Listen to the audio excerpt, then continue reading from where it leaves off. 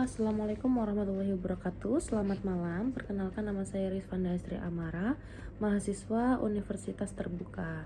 Hari ini saya akan mempresentasikan topik yang tentunya sangat seru, yaitu hubungan timbal balik antara filsafat ilmu dengan dunia pendidikan. Mari kita bahas dan bedah satu persatu.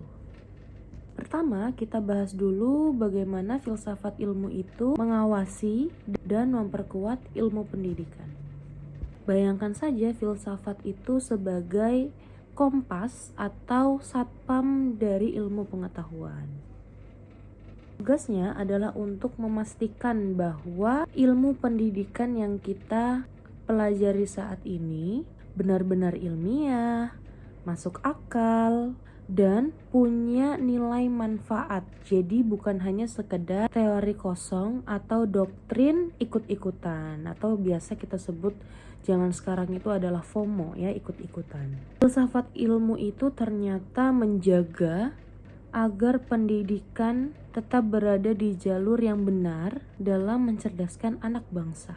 Nah, hubungan ini bukan satu arah ya, namun timbal balik. Ketika pendidikan di sekolah berjalan dengan bermakna dan berkualitas, otomatis akan lahir pemikiran-pemikiran baru dari guru maupun siswa. Masalah-masalah baru yang timbul di kelas ataupun sekolah justru jadi bahan bakar bagi filsafat ilmu untuk terus berkembang.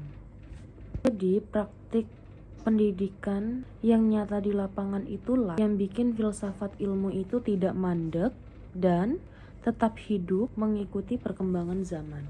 Nah, pernah dengar gak sih kalau filsafat ilmu itu disebut dengan pisau analisis untuk membedah masalah pendidikan? Emangnya kenapa gitu? Ternyata filsafat ilmu itu disebut dengan pisau bedah karena filsafat ilmu itu memiliki 3 alat bedah utama. Yang pertama itu ada ontologi. Ontologi itu untuk mempertanyakan apa sebenarnya hakikat atau esensi dari pendidikan tersebut.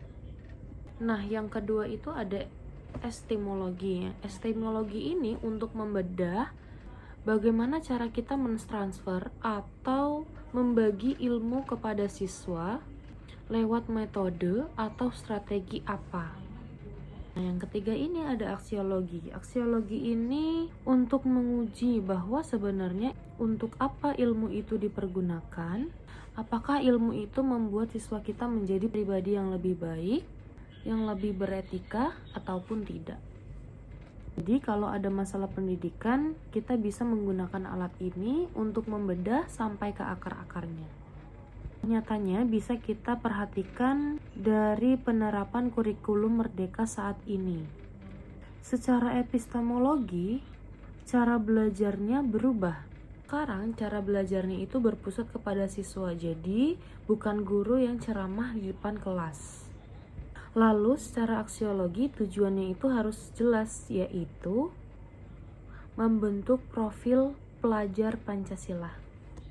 Di sini kelihatan banget kan kalau teori filsafat itu beneran dipakai dalam kebijakan kurikulum kita sehari-hari.